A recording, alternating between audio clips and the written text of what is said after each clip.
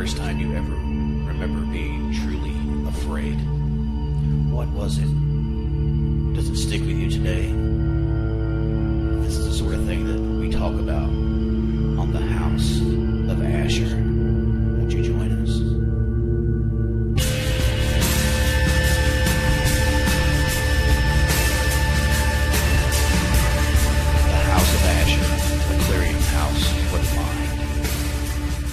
Welcome back, everybody. I am your host, Steve Asher, and you're listening to House of Asher. This is episode 35. And man, let's talk about a trip. Coming out of Western Kentucky in my little hayseed area of Caldwell County in Princeton, Kentucky, which I dearly love, which you will be listening to this on WPKY, the hometown radio station, home of the Tiger. Plug. Isn't that right, Mr. Ty Engelbright? We are, again, traveled across parts of Kentucky to find the weird, the macabre, the strange, and the quirky. And here we are, all the way in mighty Bath County. Yes, Bath County. So, I don't know, I guess you could insert a joke. Everyone here smells clean, so that's what it is. That's why it's called Bath County, because they love baths. But we're in Owensville, Kentucky, which is right close to Mudlick, which is also very close to Rankin, Kentucky. And I have a couple special guests with me here, and hopefully everybody's going to use their big boys and big girls' voices. La la la la. And here we go. I'm going to go around the table from the left and let everyone introduce themselves, and we'll start getting into some of the quirky stuff here in Bath County. Madam. I am Sasha Reinhardt. All right. Rob Kiskaden. There you go. Sasha and Rob. All right. So here we are at the Bath County Memorial Library. They were so gracious to set us up in a room so we'd have a little privacy and stuff. It kind of surprised me that first I called and I spoke to Mr. Hunt, Gary Hunt. For some reason I want to call him Mike, and I'm not going to say the joke. But for some reason it stuck in my head because, I was a rude kid. But anyway, spoke to him. He didn't know a whole lot about it, and then he said to contact Miss Denton.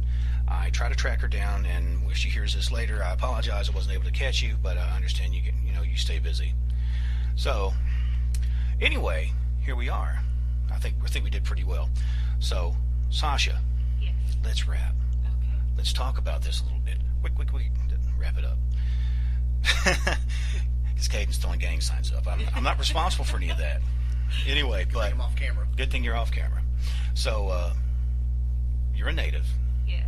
Of this area. I am. And when I first come in, I was kind of talking about this and that, and you're kind of did the RCA dog, kind of like, and then once I started talking about red flicks coming out, then your eyes kind of lit up like Wednesday Addams from the movie when he's flipping the switch, and you're like, oh yeah, the meat shower, the meat shower. So, was that something like? Did you happen upon that, or was that like one of those weird things? Like, well, yeah, we had that meteor shower back in '55. Well, there was another shower, the meat shower, but that's whatever. I mean, is that something you grew up with, or was that something you happened upon? No, it was definitely something I grew up with. Like we were talking before we started recording, oral history and storytelling is a huge part of Appalachian cultural just passage here. People tell stories, and my family was definitely one of those. So it was a story that I was told by my great-grandparents, my grandparents' parents. I've told my kids. So it's an endearing part of the tapestry that is Bath County. Oh yeah. Isn't that pretty? See how it did that? Yeah. It's like almost got skills. But what I was wondering is, like, now, have either one of your forebears, were any of them at the event, or is there anyone that still has, like, well, I remember Grandpa Elijah told me? None of my family were. No, not that I know of. I think the family that lived there were the Crouch family, and I'm sure they've still got descendants that still live out there. A lot of the Crouches still live in that same area, but I don't know personally of anybody that has a direct connection to it. Now, at the time that this happened, which was like 76. Thank you, 1876. Was this more or less just like open fields? Like, was it used like a fairgrounds, or was it? Yeah, I mean, it was, the land was, especially out that way, it was still very open, untouched. It's still like that. Yeah. Yeah, it's still pretty much just flat open land. I mean, did they do anything after the? I mean, obviously, you know how it is in the country. You know, land is precious, and they're going to use it to grow on and stuff. I wonder if, like, when the actual event went down, you know, obviously that's a queer happening, you know, and you know, I wonder if were people thinking it was like end of the world, end time stuff. I'm sure. Probably. Yeah, I'm sure they did. The tale is the lady was outside, you know, hanging clothes on the line, and this shower of meat came down upon her. You know, and then she went inside and she called some people, and they came down and looked at it. And what is it? One guy, did they say he actually picked up and took a bite out of it? He took a bite out of this meat. Well, I was going to ask. Well, first thing I'm thinking, I'm like seeing like a scene from Carrie. You know, I can see him like putting out all the nice whites, and it's the wind's blowing, and it's like a Snuggles commercial, and then here comes all this chunks of red stuff. Well, I was going to ask because I had heard tell, and always the best tales always has a little touch of something gruesome to it, that someone said, well, let's fry a chunk of this up, let's see what it is. Right. Yeah. You know, that, you know, and being from Kentucky, that just screams, that's like, bam, what do we hit? Any of it left? Yeah. Throw it in the truck. Lunch. Yeah. You know, I mean, don't get me wrong, I have not hit too many deers, knock on wood, and hopefully I won't on the way back to Western Kentucky, but anytime I did, I was like, is any of it left? Man, at least it would have been worth the body work. But so it was out in the field, and there, I'm assuming there was a woman that was doing clothes. Was there any like an event going on, or just people just started noticing it falling out of the sky? As far as I understand, she just noticed it. Yeah. That's kind of what you've been told, I That's guess. what I've always heard too. That I'd always heard laundry. Also, she was outside doing laundry, hanging up clothes, and then it started, and it was big chunks. She got other people to come. Stew meat from heaven. There you go. The guy trying a bite of it was always a part of the story. See, that's the dude I'd want to talk to in the crowd. I'd want to go, so what was the thought processes, man? I'm just saying. I mean, I don't know. I mean, I've ate some weird stuff, like I said, because, you know, we went to Thailand and stuff, and there's a lot of street food, and, you know, a lot of times it's chicken, it ain't chicken. Right. You know, so I'm sure I've ate a few critters and crawlers, yeah, but, well, you know, well, I understand it was like a 150, 50 or 75 area. I mean, it's a substantial area, right? It's varied. I mean, it went from about 50 yards to 150 yards, and I think one of the other things like that's been passed down over the years said it was the size of a football field. So it's kind of varied from there to, you know, from tail to tail, depends on, you know, which far fetched. But the most common is about what, 50 Yeah. yard, 50. What I'd always been told was the football field, which Yeah. I guess it's easier to visualize. And that was a big deal because I know one of the theories was that it was some flock of birds that had flown over and regurgitated stuff. Buzzards or But then vultures or something. over, you know, that expanse. That's a whole lot of And bird. as much of it as there was, it makes it a little less likely. Well, also too, they were kind of in like they weren't like shredded up Right. ribbons. It was like Chunks. like hunks o meat. One of our new sponsors here at House of Asher. No, it's not. Hunk o meat. You know, I will say that I am a little disappointed to hear that there was never a band called the Kentucky Meat Shower. Ouch.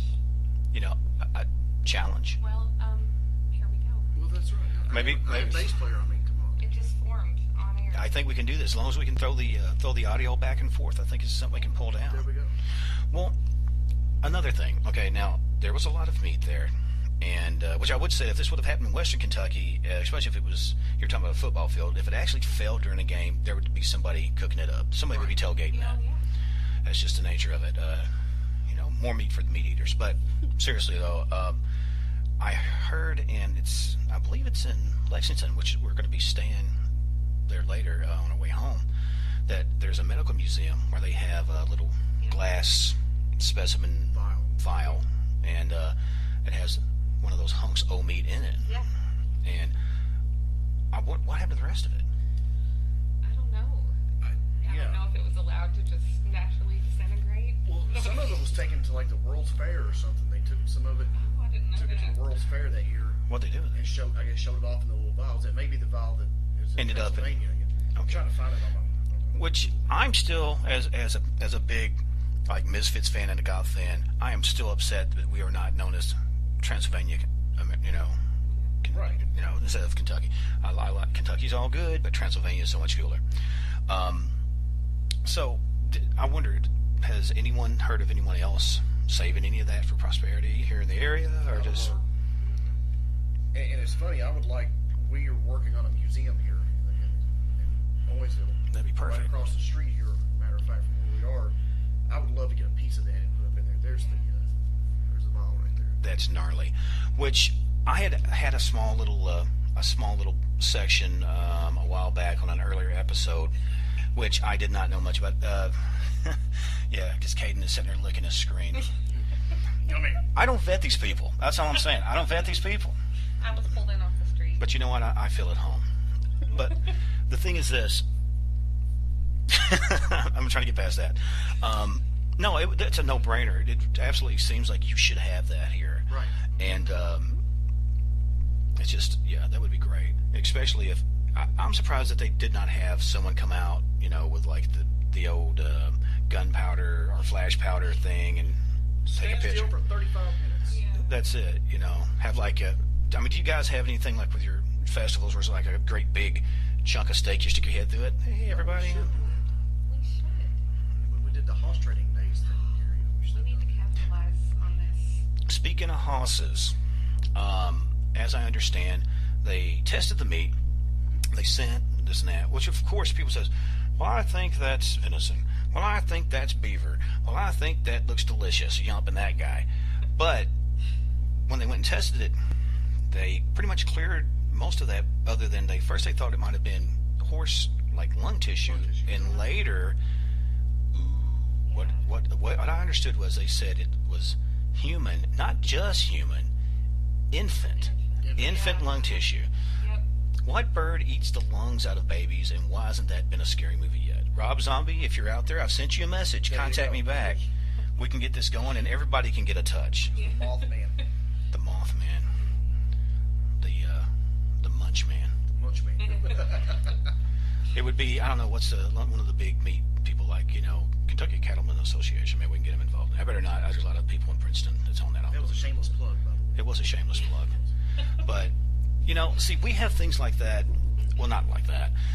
Oddball things in Western Kentucky. And because, see, we have a lot of cave systems there. And a lot of the old buildings would open up into the cave systems because they built over, which my town of Princeton, which was originally called Princetown. And you can interject your 80s jokes in there. But it was initially called Eddie Grove. And the Trail of Tears come through there. They camp there. And I guess it would be my great-grandmother, my father's side, I believe her mother was one of the children that when the moms died there, and she was adopted by a local family, because my great-grandmother was like brown as a new penny. I mean, and didn't have gray hair. She had that silver, Native American hair, and I always heard that story, which, that is also kind of sort of a dark thing. Not near as delicious as the meat ring. No, not as a tasty morsel. No. Just kebabs. It just makes total sense. Yeah.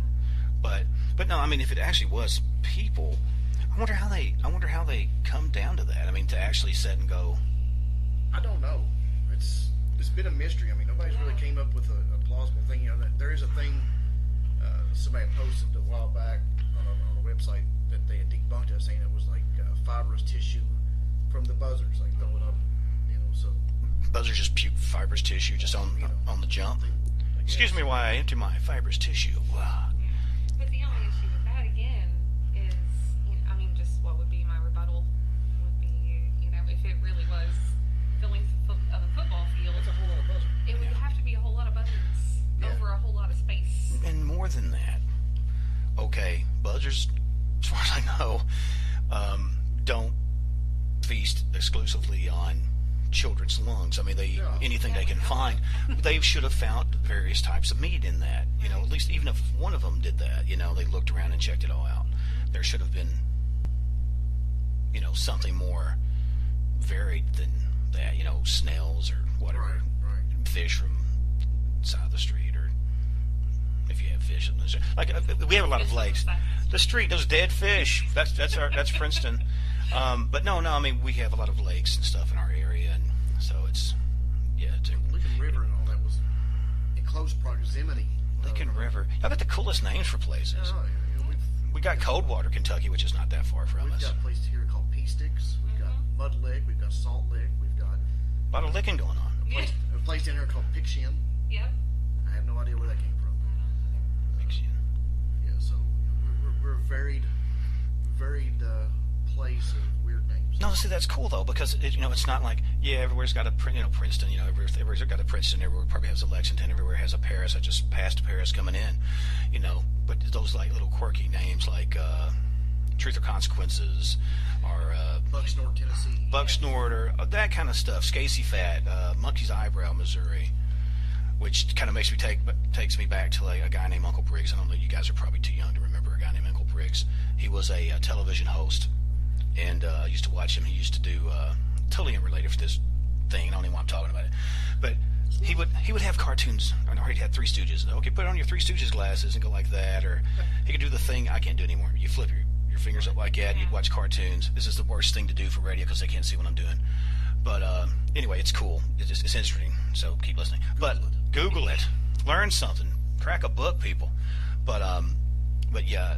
So there's all these quirky characters that come in from areas, and like a lot of this area reminds me of home, because I mean, you don't have time to sit down and talk to people, as much, at least that I've found, say in Louisville or Lexington, because it's just like, gotta go. I'm an important guy. Everybody's on the go. Let me get my coffee, and we'll whoop, and don't you know who I am, and honking their horns and going crazy. And here it's just kind of like, sit down. I mean, I was watching a thing, I think it's a Southern thing or something, and it will talk about, saying goodbye. There's steps in saying goodbye. Yes. Oh, yes. You'll kind of get ready to go, and you'll talk for a minute and get kind of toward the door, and then you'll kind of say something on the way, and then maybe the husband and wife kind of, checks their thing and walks to the door. So, yeah, don't forget. And, did you talk to someone? I know you got to go, but Yep. I'm bad about that. My family is, prime example. My dad owns a business out here, just about a mile out of town. And I tell people when they go to buy something out there, dedicate about 3 hours, bring a lunch, because he's going to talk your leg off. He'll tell you the whole history of that end of the county. Yeah. Well, I always hear people say, well, that's because there's nobody, it's people are so far apart. It's like you get a greeting, you get the weather report, you get, how's Aunt Alma's gout, you get all that, you get medical reports, hog futures, everything, because not everyone's going to necessarily sitting around breaking bread like they used to. It's just the nature of that. But like I said, we've kind of touched on the meat shower, or y'all call it the meat shower, not the meat rain. Well, it's called either. I think the meat shower, I think, is more commonly what you hear people talk about. Okay, I didn't know if there was a specific reason for that, or like a scientific said, well, because like the rain is a certain thing, or the shower is maybe. I would think maybe shower would be like a quick thing, because it didn't last long, right? Because it wasn't like an all day. No, just yeah, you're probably right. The connotation of shower is just like a quick burst, which is what it was, as far as we know. Yeah, like a minute in a spell. A spell's a while. A spell's a while. Yeah. So, okay, I'll jump off the meat rain for a second. But I know there's also some other quirky stuff here in Bath County that, because you do a blog, and you want to pitch your blog real quick? Yeah, it's called My Hometown. It's historical tales of Owensville and Bath County's past. And basically what I've done is taken historical tidbits from the county and updated them a little bit, because there was a book that was published in 1961 from John Richards, who did the history of Bath County. And some of those stories have been kind of passed along, and a lot of people in this generation have never heard them. So a few years back I decided, well, I'm going to go ahead and touch on some of these stories again. And in the meantime, doing some more research, I've found out that there's a whole lot more depth to even those stories. and there's stories within those stories, and I've tried to bring those all to light and everything. So it's been an ongoing process. Still work on it occasionally. There's a lot of things that he didn't write about that I think were significant from the town, little quirky things. And one of the things, for instance, talking about writing I found on the courthouse wall over here in the upstairs. They just renovated our courthouse. It turned 150 years old last year. It was burned down in the Civil War, and they rebuilt it the following year, 1866. And so one of my best friends is the emergency management director, and we took a tour of I'm the fire chief here, so he took me up into the bell tower to kind of look at it and everything. And if you come down the staircase, there's a writing on the walls, really old writing. You can tell it is. It's kind of hidden, and it says something about Clem Fassett's ghost haunts this courthouse. And then I have to pull it up and read it. I can't even think what it is. Like haunts this place forever. Clem Fassett was killed by James Young, or his last name was Young, and Clem's ghost haunts this courthouse now. Well, that intrigued me. I'd never heard that story before, and I was like, I'm gonna do some digging. So I went to the trusty internet, did some digging with the names and everything. I found an obituary for the Fassett guy, and went a little deeper, and it comes to find out that the guy that killed Mr. Fassett, Mr. Young, was a son of a prominent senator here, and they were family members, and they got into an altercation in one of the local drinking establishments. It resulted in Mr. Fassett getting stabbed out in front of the Owings house here, where the bank is, and the guy it went to trial, and they feel due to Mr. Young's political status, he ended up not doing any time for it. So the writing on the wall, somebody wrote up there, is like, he haunts this, I guess because he didn't get justice. Well, I had read too about, you were talking about the Owens house supposedly being haunted anyway, right? Yes. But it's interesting, and I'm going to touch base on here. You also do writing, and hopefully we're going to see that release soon. You're going like, I wasn't ready to talk about that, but it's okay. You always heard that there's like three sides to every story: he said, she said, and what actually happened. And I think everyone's perceptions are colored by their life experiences, or maybe where they are right there. Because I guarantee you, I could walk into a room at 16 and now, and when I'm, hopefully God, I'll make it to 70, and take completely different, elements from that.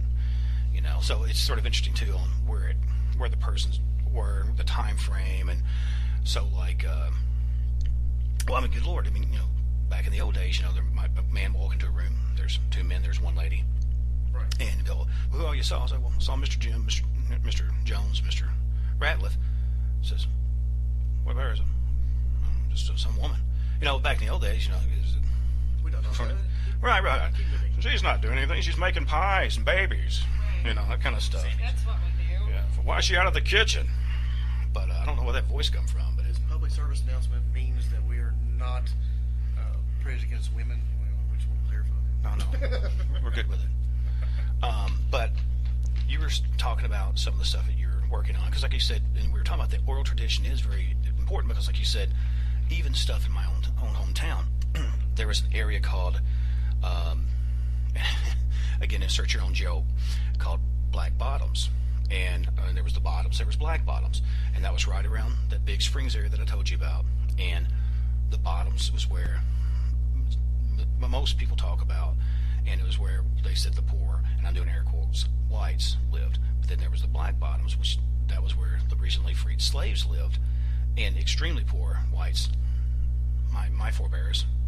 So, and it flooded all the time, and rats the size of cats, big hunking stuff, and so people's perceptions and people's memories changed, because I would take my kids down there, and I try not to be. I'm trying to think of the skit. There was an SNL skit where there was a guy, and he talks about all these horrible things, these different nightmare situations, and he always is really into it. He's like a little bit too into it. It's like, says, and they found her head in a duffel bag in a tree. He's just really too into this stuff. I mean, he just loves the stories, and I hate to come off like that guy, but I can't. It's the nature of I'm a creepy guy. But I own it. But so I was like, okay, this is really cool. I said, but you just should know some of the other history here. You should know about some of the hangings and some of the things. Totality of history is neither good. And I'm not saying it's just, it's a good thing. These things, bad things happen, but history is history, and it should all be known and addressed and remembered. I agree. If nothing more, to keep things like that from happening again. And you were talking about earlier off air about you were working on trying to do some stories, and especially ghost stories and stuff. And we were talking about a lot of times people get caught up in elements of the writers, and sometimes people get caught up in this and that, because I'd have a lot of people would be talking about like, well, I know you talk about music and stuff a fair amount. I talk about this and that. Well, I mean, yeah, I talk about ghosts, and I'm going to have shows about sleep paralysis, and I'm going to have shows about alien implants, and I'm going to have like on Ghostbusters. Remember when Venkman had the show and he says hairless cats, weird. Yeah. That's my show. I just want it to be weird and quirky. Some of it's fun, some of it's going to be dark, but I want it to be entertaining. And some of the stories that you're going to write about, or plan to write without giving away too much, does it tie into stuff like the meat shower, or does it touch on some other darker, weirder, quirky stuff? Well, a lot of the stories that I've recorded so far, I didn't do the meat shower just because it's been covered pretty well. A lot of them were what I believe to be just deeper Appalachian folk tales and ghost stories that my family told me. There was one in particular with this lady who, and of course when it was told to me, it was told that it was a lady that lived down the road. That was always the thing, somebody that lived down the road. Yeah, over hill piece. Yeah. So there was this lady that lived down the road that everybody thought was a witch, and she got really sick, and as she was laying in her bed dying, this horde of black cats came and were like speaking in Latin under her window. Yeah, so just really strange. It's pretty metal. Yeah, really was strange. That's a good story. Yeah, really strange. Like I said, I believe are just folk tales passed down that sort of got passed off as, well, this happened to your grandmother, or this happened to your aunt, and this. Well, see, that's what people forget, is that people kind of go, well, of course those simple country folks, and here comes that voice, it's like Al Gore, of course those folks believe. But everywhere, even larger cities, there's different superstitions and stuff, and I think every little community has, that's it's crossroads, where some evil person was buried, or there's a witch tree, or there's Crybaby Hill, or I think a lot of people too don't allow themselves enough time or stillness or just being in their own head or observing the world around them to really appreciate the fact that there's a lot we can't explain. It's easier to ignore than be okay with uncertainty, I guess. well, and it's a thing too, when people are raised up with a certain worldview, and it kind of is it like a paradigm shift, it's just sort of like, what I thought was bedrock is sand, everything I thought was gospel, pardon the pun, is not necessarily gospel. Because like I said, I have had so many people in interviews, and especially when I was doing the penitentiary book and the Western State book, people go, look, I mean, they come just straight to you. It's like, look, Asher, I'm a Christian. I don't meddle with this and that. I'm not hocus pocus and throwing chicken bones. But I tell you, this one night I saw blah, blah, blah. This one night I felt this is and that. Or I witnessed whatever. And he says, I've never been able to come to grips with it. Some people just say this is something demonic. Some people say whatever. Maybe it was, because people forget about elementals. People forget about all the stuff in the woods. The woods are ancient. I come into this doing research. I grew up kind of a scared kid, hearing a lot of freaky and messed up stuff. And I went to the library.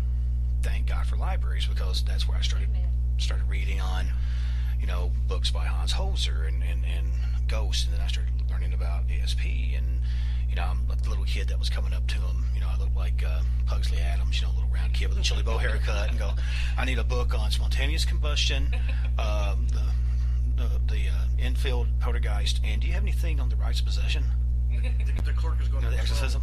Exactly. Well, that's what I'm saying. I was just that quirky kid that lived in county. Yeah, he's not. It's just a phase.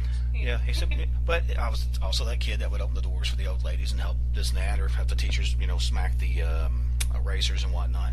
So they kind of said, again, well, he's just different, and he does his own thing. And like you said, if once people slow down, and I'm a firm believer, and this is again kind of I guess a Western Kentucky thing is, if I'm home, I'm barefoot. I'm going to at least try a little time, at least once a week, to go out and just put my feet on the grass and just get real still.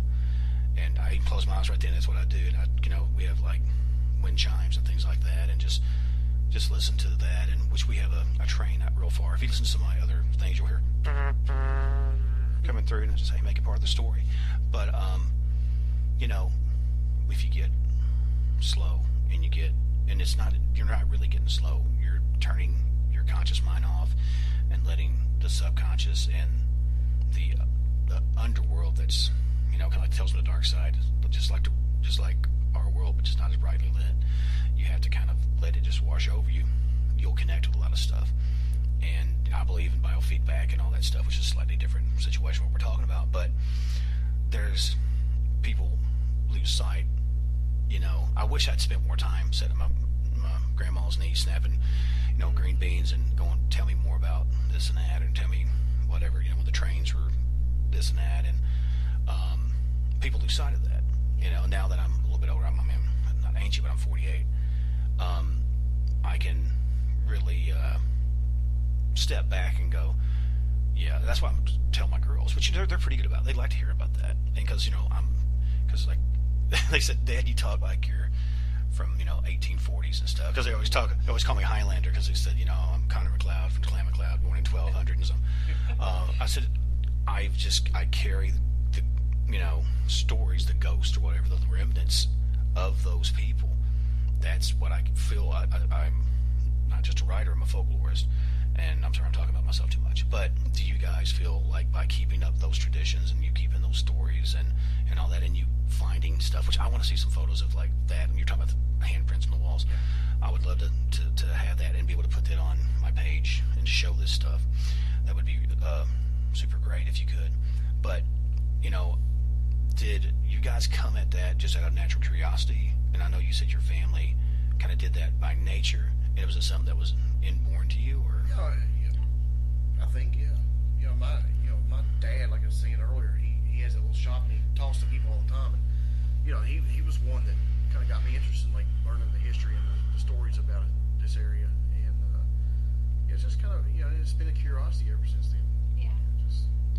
I think it's pretty much the same for me. I mean, when my grandparents were alive, my mom has 8 brothers and sisters. They all have a million kids. So every Sunday afternoon after church, we would all go to my mama's and have Sunday dinner and spend the whole afternoon. See, I say it. Uncles telling stories, talking, visiting, playing music. Yeah. Well, exactly, and people did their own entertainment, and just like you were saying, like Mama, so I call I didn't call him grandmother, or, I call my dad Pops, which my kids call me Pops, so I think that was more from Sanford and Son than anything. Pops. But no, like, do you think that kind of covering that stuff makes you guys more receptive and stuff? And obviously, because you've dealt with probably some kind of messed up fires and stuff, and I won't get into like cases and stuff, but I know I have a natural inclination and an openness, and that's not saying I'm psychic, I'm not Benny Hinn popping people on their heads, and I'm not levitating tables, but whenever I would like investigate and go to places, which I know at least one of you guys have investigated some, right?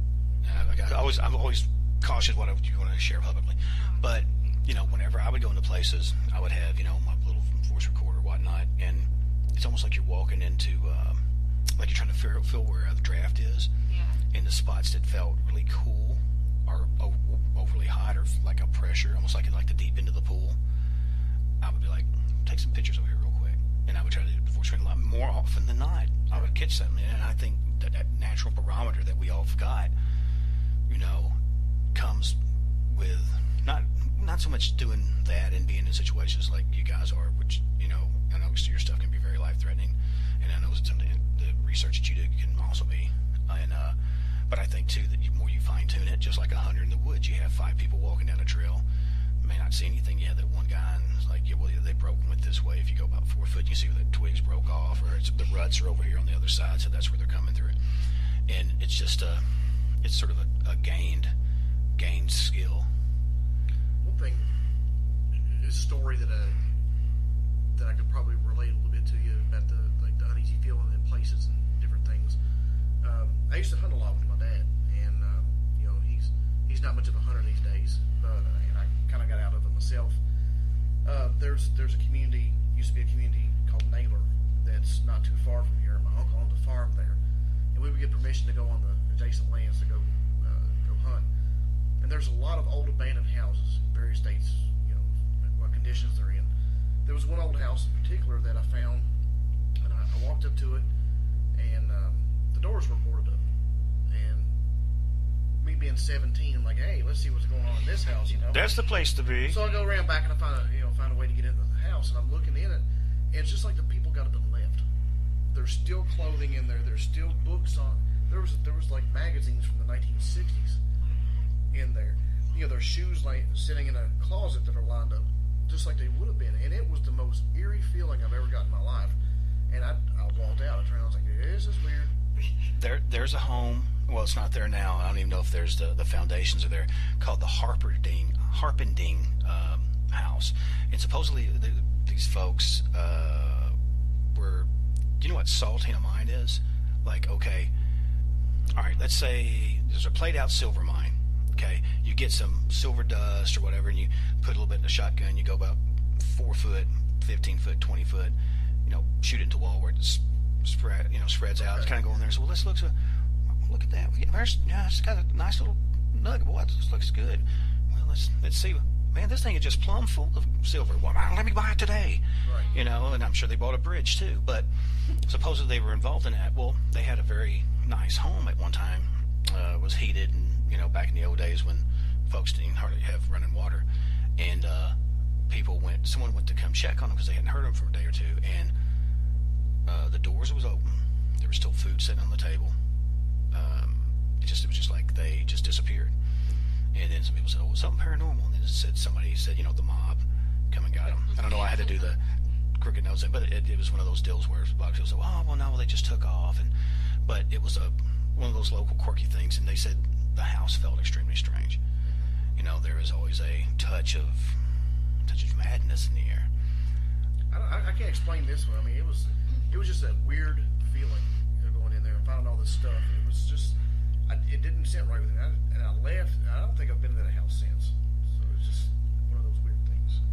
Well, let me ask you, like, in the times that you've been doing the stories and stuff like that, which I'm sure that ties into with doing research and kind of investigations on whatever levels and stuff. Did you initially go to somewhere that you'd had just a weird feeling, or did you check out different odd places? Because we used to go like, well, let's go check out Black Cemetery, or we'll go check out old whatever, and then go.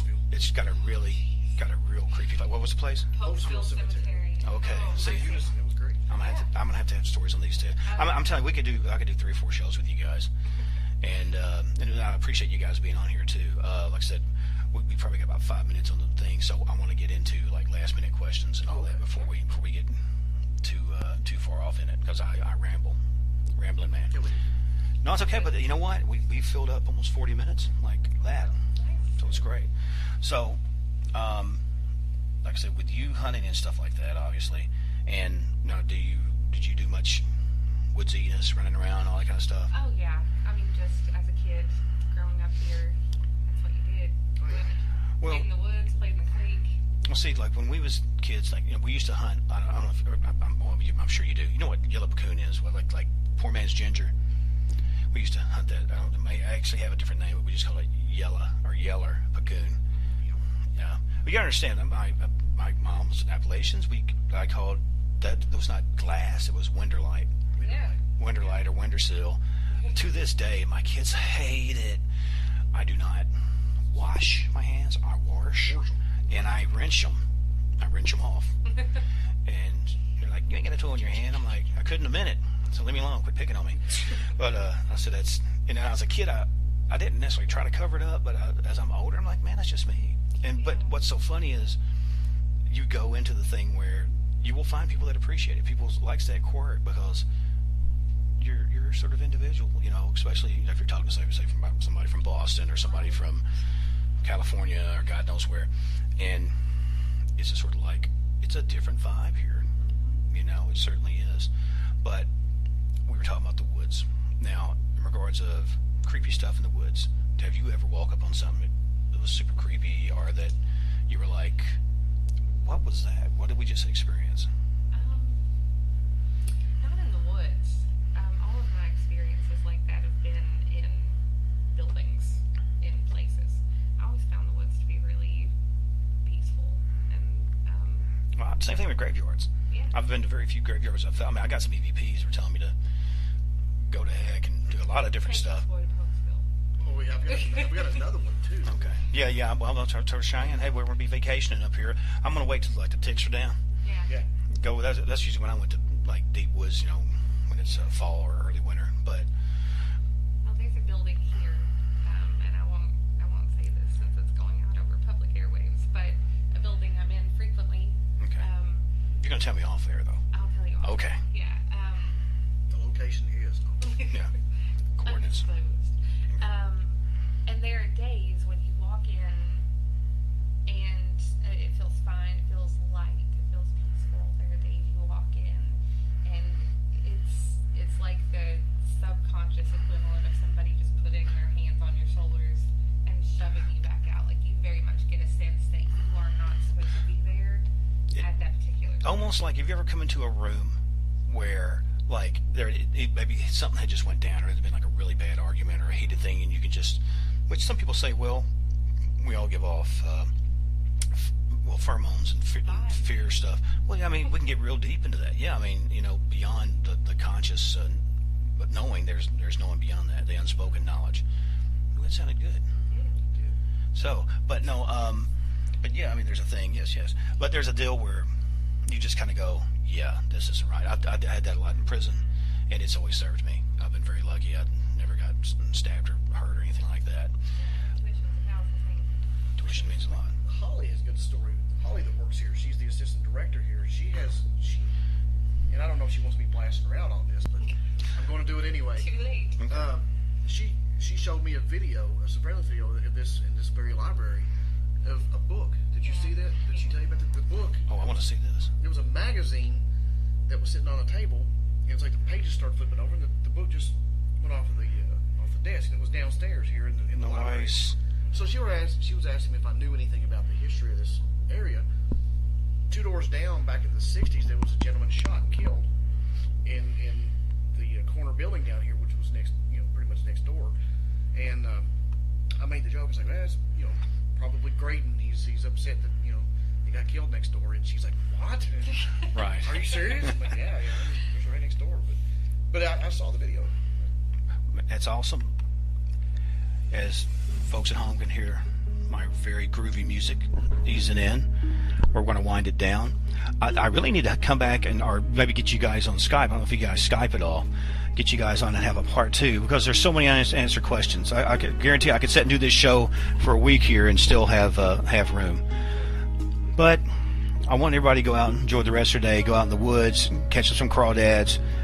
But as the day draws to a close and the shadows grow long, check under your bed, check in your closet, check in your granny's turnip patch. Who knows, there might be some boogers out there waiting for you. But above all, take care of yourselves. Love yourselves, love one another, and above all, stay scared, everybody. Goodbye until next time.